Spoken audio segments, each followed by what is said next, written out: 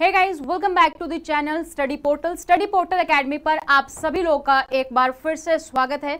और आज की इस वीडियो को हम लेकर आए हैं EMRS अकाउंटेंट की जो तैयारी कर रहे हैं, जो भी किसी भी अकाउंटेंट पोस्ट की तैयारी कर रहे हैं उनके लिए सबसे इंपॉर्टेंट है।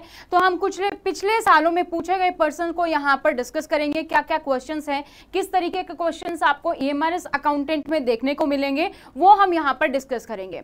जो जर्नल पेपर है आपका, जैसे कि हिंदी है, इंग्लिश है, मैथ है, रीजनिंग है, जीके और कंप्यूटर, इस तरीके के पोर्शन के लिए हम मॉक टेस्ट सीरीज जल्द ही लेकर आ रहे हैं, वो भी आपको मिल जाएगी। वो जर्नल पेपर आप वहां से तैयार कर सकते हैं।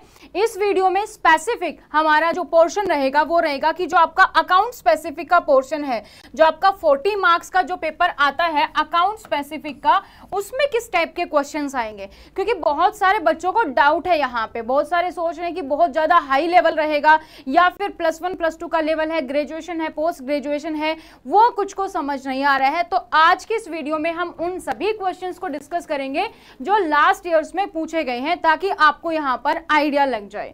तो अगर आप भी EMRS अकाउंटेंट की तैयारी कर रहे हैं, अगर अभी तक आप लोगों ने चैनल को सब्सक्राइब नहीं किया है तो चैनल को सब्सक्राइब कर लीजिए, साथ ही बेल आइकन को प्रेस कर लें, ताकि जैसे ही वीडियो अपलोड की जाती है उसकी नोटिफिकेशन आप सभी लोगों को मिल सके।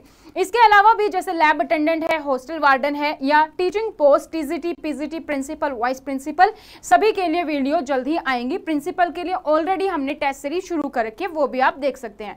आप हमें सोशल मीडिया पर फॉलो कर सकते हैं, और आपको हर एक अपडेट मिलती रहे तो आप हमें व्हाट्सएप कर सकते हैं अपना नाम, सिटी और एग्जाम नाम के साथ, ताकि आपको हर एक अपडेट जो है आपके एग्जाम से रेलिवेंट मिल सके। स्टडी पोर्टल एक वन स्टॉप सोल्यूशन है स्पेसिफिकली फॉर टीचिंग एग्जाम्स, जहां पर आपको live courses, recorded batch, test series, interview batches और नोट्स भी कोरियर के माध्यम से मिल जाते हैं। आप हमारी ऐप डाउनलोड कर सकते हैं स्टडी पोर्टल एकेडमी, जिसका लिंक आपको एंड्रॉइड और आईफोन दोनों के लिए नीचे डिस्क्रिप्शन बॉक्स में मिल जाएगा। और यहाँ पर हमारा EMRS अकाउंटेंट का कोर्स भी अवेलेबल है, जिसको आप परचेज कर सकते हैं। रिकॉर्डेड कोर्स है और आप अपनी तैयारी शुरू कर सकते हैं। अगर अभी तक आपके पास बुकलेट नहीं है, अगर हम बात करें सिर्फ स्पेसिफिक पोर्शन की, तो आप स्पेसिफिक पोर्शन की PDF परचेज कर सकते हैं। नीचे डिस्क्रिप्शन बॉक्स में इसका लिंक दिया गया है। हिंदी मीडियम और इंग्लिश मीडियम दोनों में ही अवेलेबल है। या फिर अगर आप कंप्लीट बुक चाहते हैं, इंग्लिश मीडियम या हिंदी मीडियम या फिर अकाउंट स्पेसिफिक, सभी ऑप्शंस आपके पास अवेलेबल है। आप अपनी जरूरत के हिसाब से वो बुकलेट खरीद सकते हैं। ये Amazon और फ्लिपकार्ट दोनों पर ही अवेलेबल आपको मिल जाएगी। अब बात करते हैं कि ठीक है, हमने पढ़ लिया टेस्ट सीरीज का क्या, जो कि अभी हम डिस्कस भी करने वाले हैं क्वेश्चंस को। तो अकाउंटेंट की टेस्ट सीरीज आ चुकी है। इंग्लिश मीडियम का ये मैंने आपको एग्जांपल दिया, हिंदी मीडियम में जल्दी अवेलेबल हो जाएगी।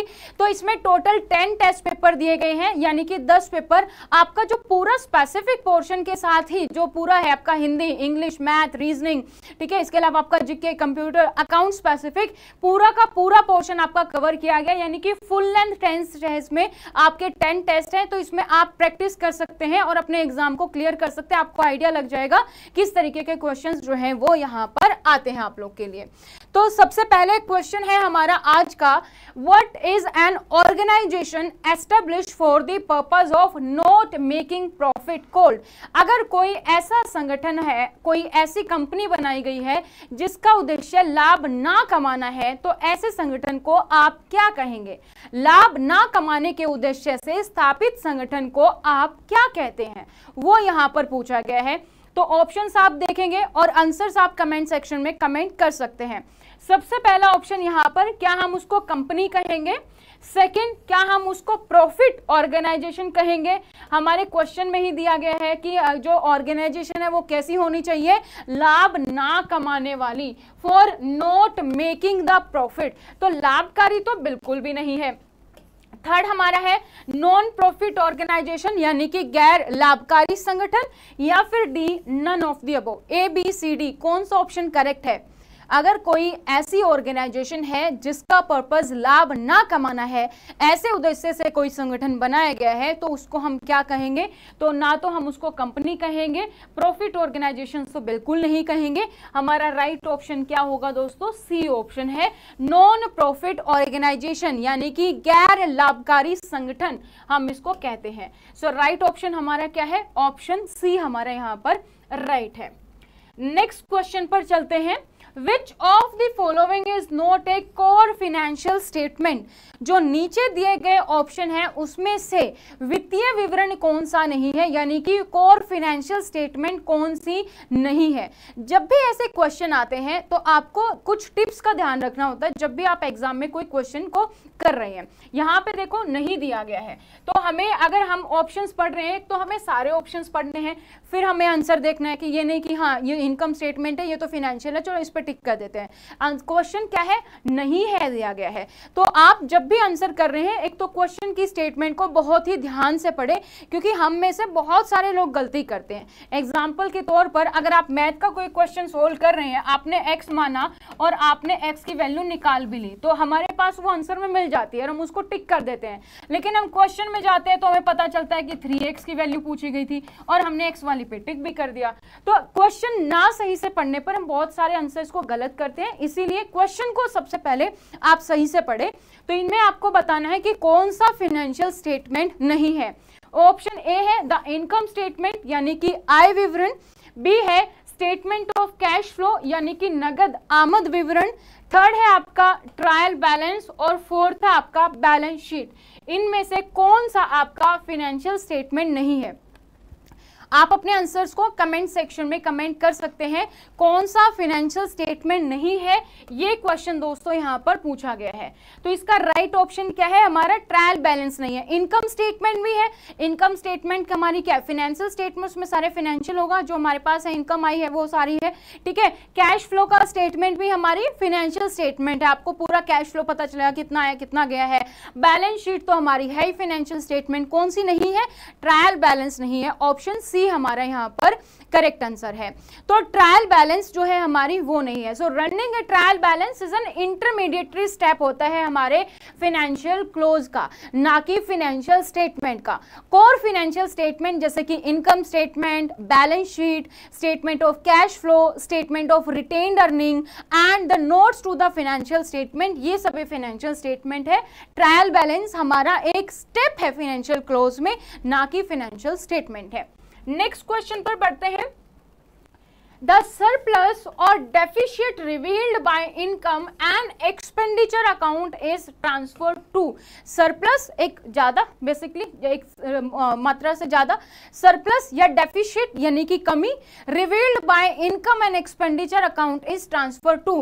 अगर आपका आय और व्यय यानी कि जितने आपने कमाया और जितने आपने खर्च किया, इनकम एंड एक्सपेंडिचर, अगर अकाउंट द्वारा बरकट, अधिशेष यानी कि सरप्लस या फिर घाटा, डेफिशिएट को स्थानांतरित कर दिया जाता है कहां पर? अगर आपका ये अकाउंट है इनकम एंड एक्सपेंडिचर अकाउंट में से अगर आपको सरप्लस और डेफिशिएट दिखाना है तो वह आप कैसे ट्रांसफर करते हैं?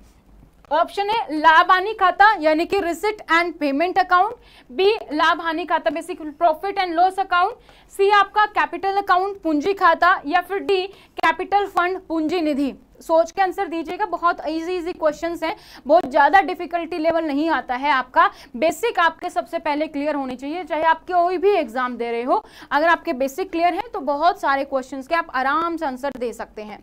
तो अब जो है यहाँ पर आपको बताना है कि अगर आपका इनकम एंड एक्सपेंडिचर अकाउंट है उसमें आपका सरप्लस और डेफिशिएट यानी कि ज्यादा और घाटा, जो आपने कमाया और जो आपका घाटा, वो आपको दिखाना है, तो किस में आएगा? वो सारा आपका कैपिटल फंड में। ऑप्शन डी इज करेक्ट है, कैपिटल फंड।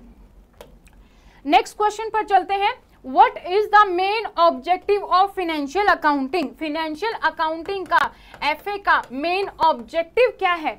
वित्तीय लेखांकन जो हम यूज करते हैं इसका मुख्य उद्देश्य क्या है? क्या होता है इसमें? Option A profit and loss account only, क्या ये सिर्फ एक लाभ और हानि खाता है? Option B balance sheet only, क्या ये सिर्फ एक बैलेंस शीट है? Option C both PL account and balance sheet, दोनों को मिला के फाइनेंशियल अकाउंटिंग होती है, PL sheet, profit and loss account और बैलेंस शीट, या फिर option D trial balance only, क्या ये सिर्फ केवल ट्रायल बैलेंस है?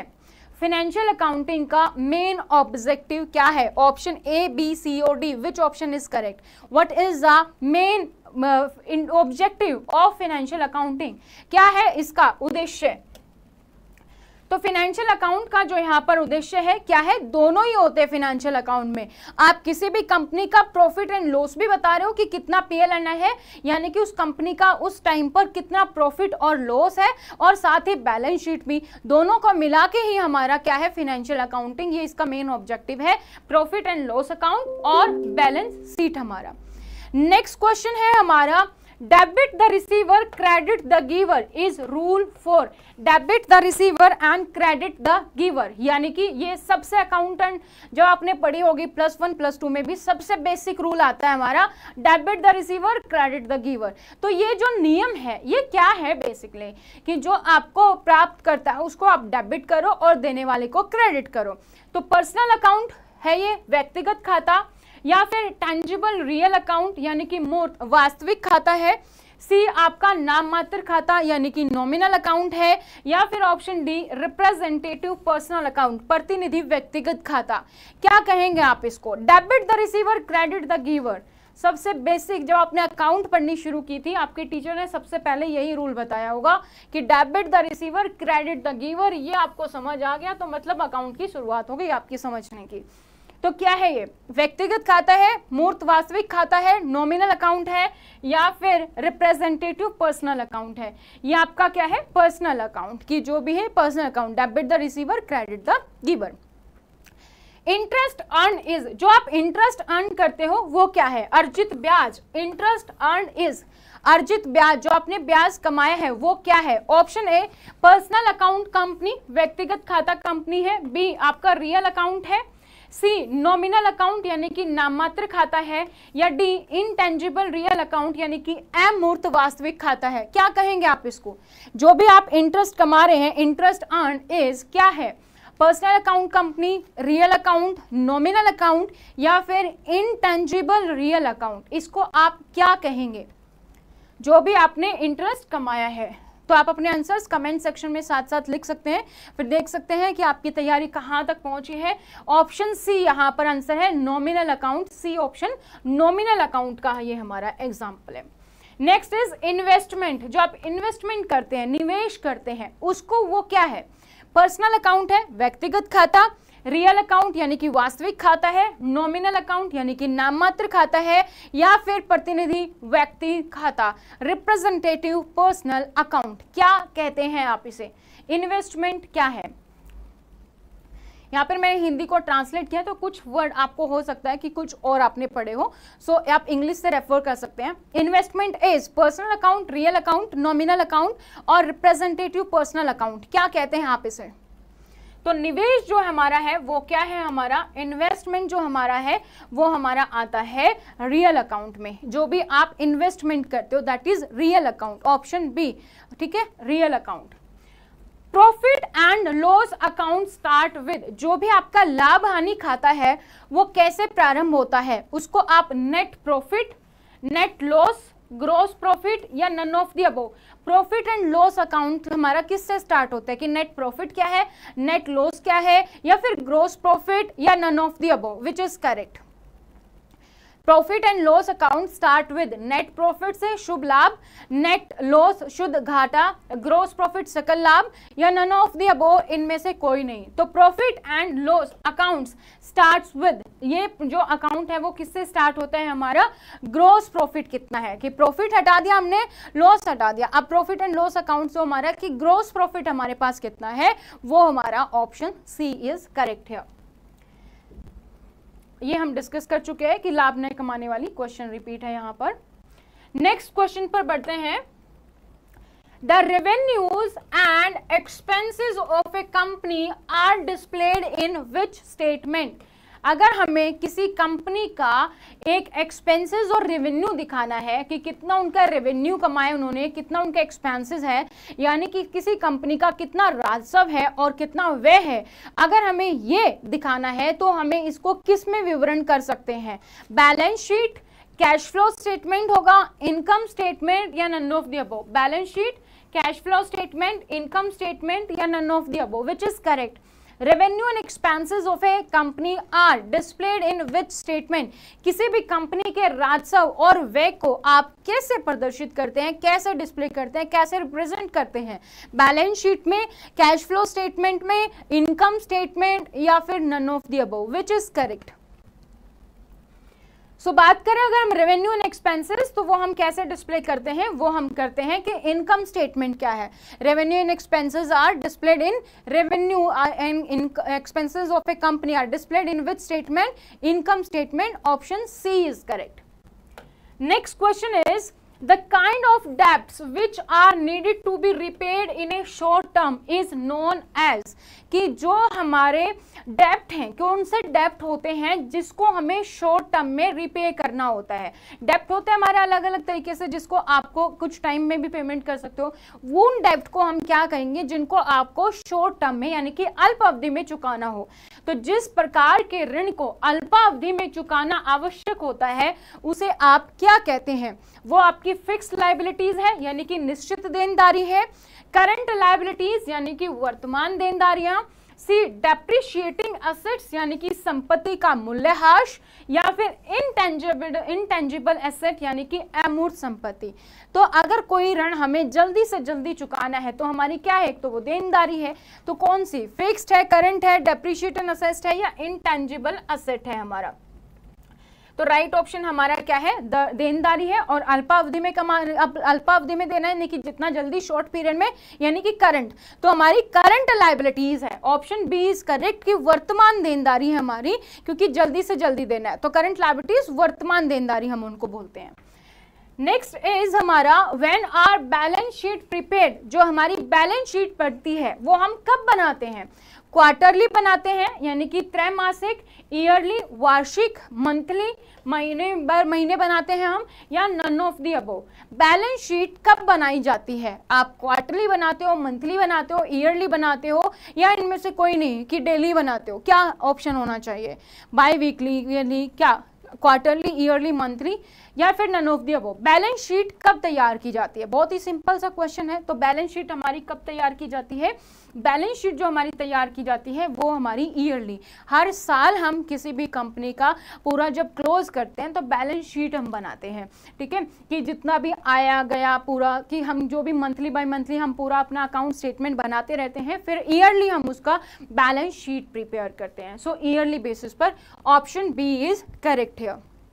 नेक्स्ट क्वेश्चन, अभी हालांकि हमने इसको डिस्कस किया था, ग्रॉस प्रॉफिट का क्वेश्चन आया था, तो उसी को अब आपका फॉर्मूले के अकॉर्डिंग पूछा गया है कि ग्रॉस प्रॉफिट यानी कि सकल लाभ जिसको हम बोलते हैं वो क्या होता है। Option A sales minus purchase, यानी कि जितनी भी आपने बिक्री की, अगर उसमें से जितनी भी आपने खरीद की वो अगर हम घटा दें तो क्या आपका ग्रॉस प्रॉफिट होगा।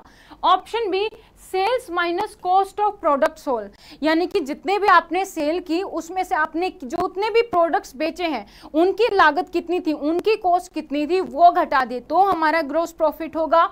Option C cost of product sold plus opening stock, या फिर जितने भी हमने प्रोडक्ट सोल्ड किए प्लस ओपनिंग स्टॉक को मिला दे तो हमारा ये होगा। या फिर option D net benefit minus cost, कि जितना आपका प्रॉफिट हुआ उसमें से आप अपनी कॉस्ट घटा दोगे तो आपको ग्रॉस प्रॉफिट होगा। तो ग्रॉस प्रॉफिट आपको बताना है, तो इसमें से आप देखो कौन सा ऑप्शन आपको यहाँ पर करेक्ट लग रहा है। ऑप्शन ए, बी, सी और डी, बहुत ही आसान सा है, विच इज करेक्ट।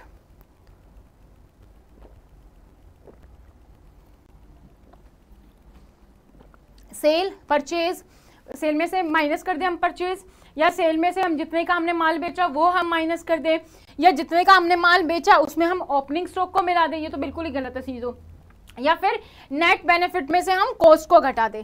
तो कौन सा ऑप्शन यहाँ पर करेक्ट होगा, हमने ऊपर भी इसको डिस्कस किया, तो हमारा राइट ऑप्शन क्या है कि जितने भी आपने सेल की है उसमें से हमारे पास जितने का हमने माल बेचा उसको हम माइनस कर दें। जैसे कि अगर मैंने कोई चीज़ 100 रुपये की बेची है और उसकी जो मेरी कॉस्ट है, मुझे जो बनने की कॉस्ट है वो 50 रुपये है, तो मेरे पास क्या हो गया, 50 रुपये का ग्रॉस प्रॉफिट हो गया, क्योंकि मैंने उस आइटम को 100 रुपीज़ में बेचा, जो मेरे पास जो कॉस्ट है उसकी प्रोडक्शन की वो 50 रुपए थी, तो मुझे स्ट्रेट ग्रॉस प्रॉफिट 50 का हो गया।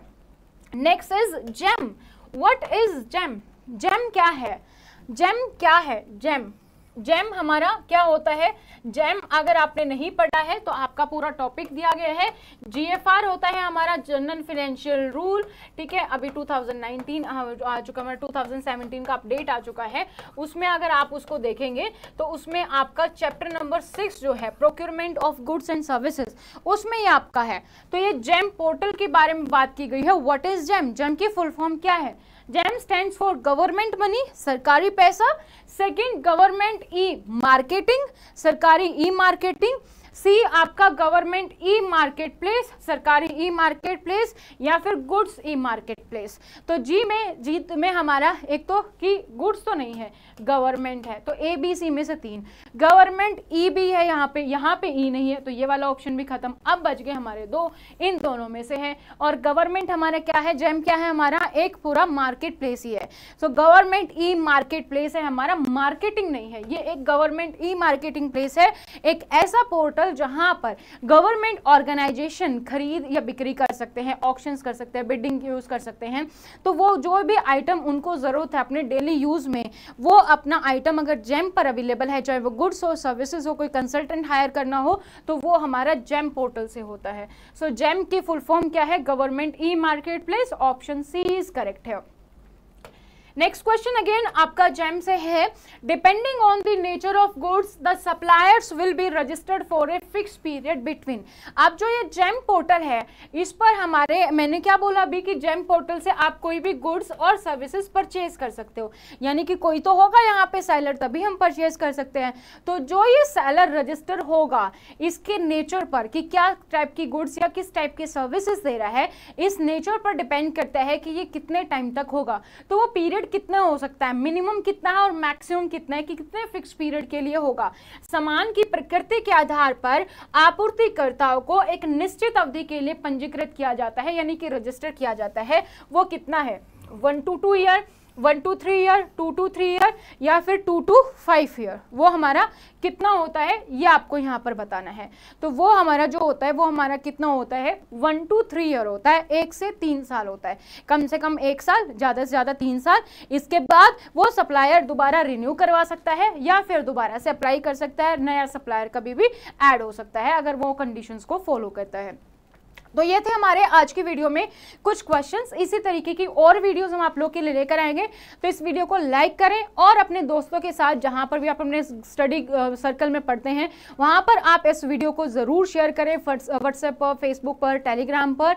और अगर आप टेस्ट सीरीज घर बैठकर प्रैक्टिस करना चाहते हैं तो टेस्ट सीरीज की बुक ऑलरेडी आ चुकी है, आप अमेजोन, फ्लिपकार्ट पर ऑर्डर इसको कर सकते हैं। इसमें पूरे 10 फुल लेंथ मॉक टेस्ट है, पूरा का पूरा पेपर है आपका, general paper plus post specific पूरा मिला के है, Hindi, English, math, reasoning, computer, GK, account specific complete मिला के 10 टेस्ट पेपर आपके पूरे यहाँ पर दिए गए हैं। तो आप इसको परचेज कर सकते हैं। अगर आप बुक परचेज करना चाहते हैं वो भी अमेजन, फ्लिपकार्ट पे है, चाहे आप अकाउंट स्पेसिफिक पोर्शन चाह रहे हैं या जनरल पेपर चाहते हैं या पूरा पेपर चाहते हैं, सारे ऑप्शन अवेलेबल हैं। आप हमें सोशल मीडिया पर फॉलो कर सकते हैं और आप हमें व्हाट्सएप कर सकते हैं अपनी डिटेल्स के साथ, ताकि आपको पूरी अपडेट्स मिलती रहे।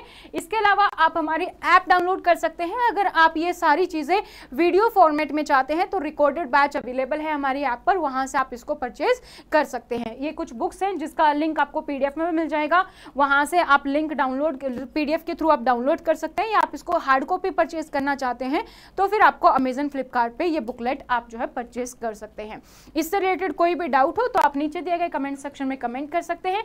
आज के इस वीडियो में इतना ही, फिर मिलेंगे नई जानकारियों के साथ। तब तक thank you so much, bye bye, take care, exam की प्रिपरेशन करें, ऑल द वेरी बेस्ट।